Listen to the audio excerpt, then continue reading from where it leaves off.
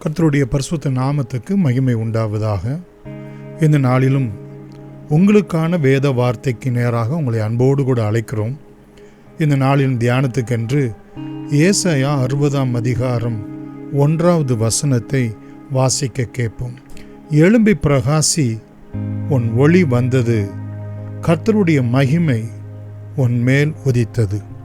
பிரியமானவர்களே, பொதுவாக யூதர்கள் ஒரு காரியத்தை குறித்து அவர்கள் எழுதும்போது முதலில் ரிசல்ட்டை எழுதிடுவார்கள். அதுக்கு பிறகுதான் அந்த ரிசல்ட் வருவதற்கான காரணம் எது என்பதையும் சொல்கிறது உண்டு. நாம் எப்படி இதனை வாசிப்போம் என்றால், உன் ஒளி வந்தது, ஆதலால் எழும்பி பிரகாசி என்று நாம் பொதுவாக சொல்லுகிறது உண்டு. ஆனால் யூதர்கள் தங்களுடைய வேதத்திலே முதலாவது எழும்பி பிரகாசி என்கிற ரிசல்ட்டை சொல்லிவிடுவார்கள். அதுக்கு பிறகுதான் உன் ஒளி வந்தது, உன் ஒளி வந்ததினால் என்று சொல்லி அடுத்து நாம் பார்க்கிறோம். பிரியமானவர்களே, 2வது வசனத்தில் கூட நாம் பார்ப்போம் என்று சொன்னால், கர்த்தர் உன் மேல் உதிப்பார், அவருடைய மகிமை உன் மேல் காணப்படும் என்று சொல்லி நாம் பார்க்கிறோம். இந்த நேரத்திலே இந்த 60வது அதிகாரம் நமக்கு பிடித்த ஒரு அதிகாரம் ஏசாயாவிலே.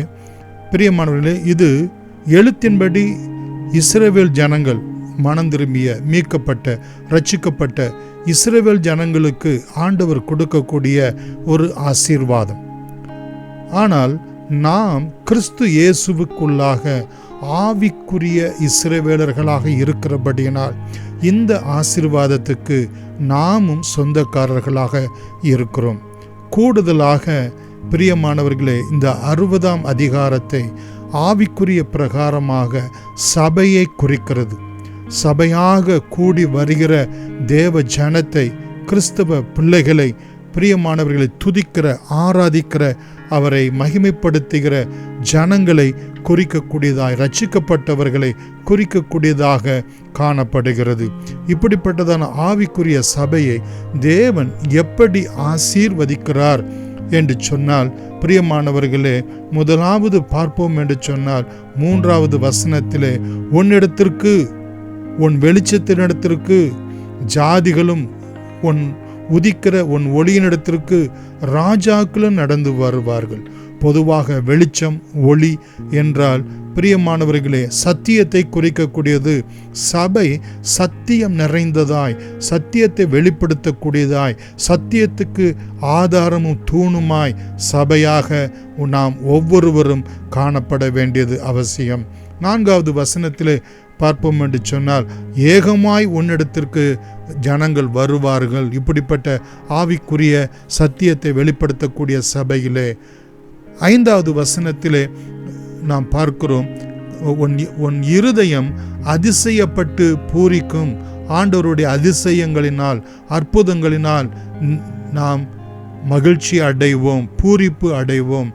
6வது வசனத்திலே பார்க்கிறோம், கர்த்தரின் துதிகளை பிரசித்தப்படுத்துவார்கள். உன்னிடத்திலே வருகிறவர்கள் கர்த்தரின் துதிகளை பிரசித்தப்படுத்துவார்கள் என்று சொல்லப்பட்டிருக்கிறது நிமித்தமாய், பிரியமானவர்களே, நம்மிடத்திலிருந்து வெளிச்சமும் ஒளியும் மாத்திரமல்ல, கர்த்தரை துதிக்கிற ஆராதனை, ஸ்தோத்திர பலிகள் தேவனுக்கு நேராய் அவரை மகிமைப்படுத்துவதற்கு ஏதுவாய் விளங்க வேண்டியது அவசியமாய் இருக்கிறது.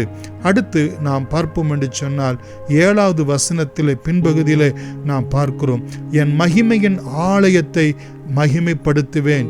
இங்கு ஆலயம் என்பது தேவ சபையை, உங்களையும் என்னையும், ஆவிக்குரியவர்களை, மனம் திரும்பியவர்களை, மறுபடியும் பிறந்தவர்களை குறிக்கக்கூடியதாக இருக்கிறது. நாம் துதிகளை ஏறெடுக்க கர்த்தருடைய மகிமை நம்மிலே விளங்கக்கூடியதாய் இருக்கிறது. 7வது வசனத்தினுடைய பின்பகுதியிலே இதனை நாம் பார்க்கிறோம். அடுத்து 10வது வசனத்தினுடைய பின்பகுதியிலே கர்த்தர் நமக்கு வேண்டிய தம்முடைய கிருபைகளை அருளுகிறவராய் இருக்கிறார். அவருடைய கிருபை இல்லாமல் சபையாக, அவருடைய குடும்பமாக நம்மளால் ஒன்றும் கூடாது. தனிப்பட்ட விதத்திலே ஊழியர்கள், விசுவாசிகள், நாம் யாராய் இருந்தாலும் அவருடைய கிருபை, அவருடைய இரக்கம், அவருடைய நன்மைதான் நம்மளை முடிசூட்டக்கூடியதாய் இருக்கிறது. அடுத்து நாம் எழும்பி பிரகாசிக்கிறது நிமித்தமாய் 11வது வசனத்திலே பார்க்கிறோம், உன் வாசல்கள் இரவும் பகலும் பூட்டப்படாமல் எப்பொழுதும் திறந்திருக்கும். நம்மிடத்திலே சத்தியம், நம்மிடத்திலே கிறிஸ்து இயேசுவை பற்றிதான சாட்சியின் பிரகாசம் விளங்க விளங்க இரவும் பகலும் பூட்டப்படாமல் அநேகர் நம்மிடத்திலே வந்து தேவனை சேவிக்கும்படியாக ஒரு திறந்த வாசலை இதோ நான் உனக்கு முன்பதாக வைத்திருக்கிறேன் என்று சொல்லி சபையை பார்த்து கர்த்தர் சொல்லுகிறார். அடுத்து 13வது வசனத்திலே நாம் பார்ப்போம் என்று சொன்னால், என் பாத ஸ்தானத்தை நான் மகிமைப்படுத்துவேன். ஆண்டவருக்கு வானம் என் சிங்காசனம், பூமி என் பாதப்படி. ஏசாயா 66:1 நாம் பார்க்கிறோம். அது மாத்திரமல்ல, யாத்திராகமம் 20ஆம் அதிகாரம் 24வது வசனத்தினுடைய பின்பகுதியிலே, என் நாமத்தை பிரஸ்தாபப்படுத்தும் எந்த ஸ்தானத்திலும் நான் வந்து நான் உங்களை ஆசீர்வதிப்பேன்.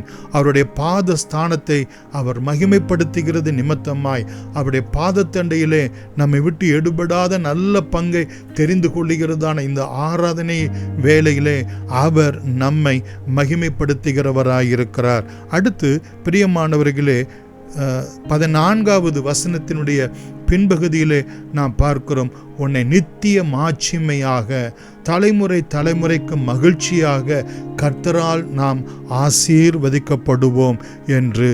பிரியமானவர்களே, கர்த்தர் நல்லவர், அவருடைய கிருபை என்றும் உள்ளது. தொடர்ந்து நாம் 15வது வசனத்திலே இப்படிப்பட்ட ஆசீர்வாதத்தை நாம் பார்க்கிறோம். 14வது வசனத்திலே, உன்னை கர்த்தருடைய நகரம் என்றும் இஸ்ரவேலின் பரிசுத்தரின் சீயோன் என்றும் பின்பகுதியிலே சொல்லுகிறதை பார்க்கிறோம். நான் கர்த்தருடைய வீட்டார், கர்த்தருடைய குடும்பம், கர்த்தருடைய நகரத்தார் என்று சொல்லி நாம் பார்க்கிறோம். நாம் அவருடைய பரிசுத்த சீயோனாக, அவர் வாசம் பண்ணுகிற சீயோனாக கர்த்தர் நம்மை ஆசீர்வதிக்கிறவராயிருக்கிறார். 18வது வசனத்திலே பார்க்கிறோம், உன் மதில்களை ரட்சிப்பு என்றும் உன் வாசல்களை துதி என்றும் சொல்லுவாய். பிரியமானவர்களே, நமக்குள் தேவனுடைய ரட்சிப்பு, நம் மூலமாய் தேவனுக்கு துதி ஏறெடுக்கப்பட்டு கொண்டே இருக்கும் என்பது நிச்சயம். 19வது வசனத்திலே, அவரே நமக்கு, கர்த்தரே உனக்கு நித்திய வெளிச்சமும் நித்திய மகிமையுமாய் இருப்பார். 20வது வசனத்திலே பார்ப்போம் என்று சொன்னால், உன் துக்க நாட்கள் முடிந்து போகும். ஏன்? கர்த்தரே உனக்கு நித்திய வெளிச்சமாய் இருக்கிறபடியினால். கடைசியாக 22வதாக நாம் பார்க்கிறோம், வசனத்திலே பார்க்கிறோம், சின்னவன் 1000 சிறியவன் பலத்த ஜாதியும் ஆவான். கர்த்தராகிய நான் ஏற்ற காலத்தில் இதை தீவிரமாய் நடப்பிப்பேன். பிரியமானவர்களே, நாம் ஆவிக்குரிய சபையாய் இருந்து கர்த்தரை மகிமைப்படுத்தும் போது, கர்த்தரை துதிக்கும் போது, கர்த்தருடைய கிருபையை பற்றி கொண்டு இருக்கும் போது, பிரியமானவர்களே, அவருடைய மகிமையினால், அவருடைய ஒளியினால் நாம் எழும்பி பிரகாசிக்கும் போது ஜனங்கள் நம்மிடத்திலே வருவார்கள். அவருடைய பாதஸ்தானமாகிய அவருடைய ஆலயத்தை மகிமைப்படுத்துவார். பிரியமானவர்களே, நமக்கு துக்க நாட்கள் சந்தோஷமாய் அவர் மாற்றுவார். நாம் 1000 பலத்த ஜாதியாய் நம்மை பெருக பண்ணுவார் என்று சொல்லி நாம் பார்க்கிறோம். இப்படிப்பட்ட ஆவிக்குரிய சபையாய் ஆசீர்வதிக்கப்பட்டிருக்கிறது நிமித்தமாய் கர்த்தரை இந்த ஆராதனையின் நாளிலே, இந்த ஓய்வின் நாளிலே, இந்த மனமகிழ்ச்சியின் நாளிலே கர்த்தர் பிதாவாகிய தேவனை, குமாரனாகிய தேவனை, பரிசுத்த ஆவியாகிய தேவனை மனதார துதித்து நாம் மகிமைப்படுத்துவோமாக. அன்புள்ள இயேசு சுவாமி, இந்த நாளிலும் நாங்கள் தியானித்ததான நீ எழும்பி பிரகாசி, உன் மேல் ஒளி வந்தது, கர்த்தர் உன் மகிமை உன் மேல் உதித்தது என்ற வார்த்தையின்படியே சுவாமி, நாங்கள் எழும்பி பிரகாசிக்கிறவர்களாய், உம்மால் மகிமைப்படுத்தப்படுகிறவர்களாய், எங்கள் துக்கம் நீங்கி சந்தோஷப்படும்படியாய் உம்முடைய நித்திய வெளிச்சம், உம்முடைய நித்திய மகிமை, உம்முடைய மகிழ்ச்சி எங்கள் மேல் என்றென்றைக்கும் இருப்பதாக. தகப்பனே, உம்முடைய கிருபையினால் எங்களை முடிசூட்டுவீராக. தகப்பனே, நாங்கள் உம்மை துதிக்க, உம்மை ஸ்தோத்திரிக்க, உம்மை ஆராதிக்க நாங்கள் 1000 பலத்த ஜாதியாய் ஆண்டவரே உம்முடைய நாமத்துக்கு மகிமையாய் எழும்பி பிரகாசிக்க கர்த்தர் நித்தமும் எங்களுக்கு அனுகிரகம் செய்தருளும்படி தீவிரமாய் இதை நடப்பிக்கும்படி இயேசுவின் நாமத்தில் நன்றியோடு கூட வேண்டுகிறோம். எங்கள் ஜீவனும் இரக்கமும் உள்ள எங்கள் அன்பின் பிதாவே, ஆமேன். God bless you.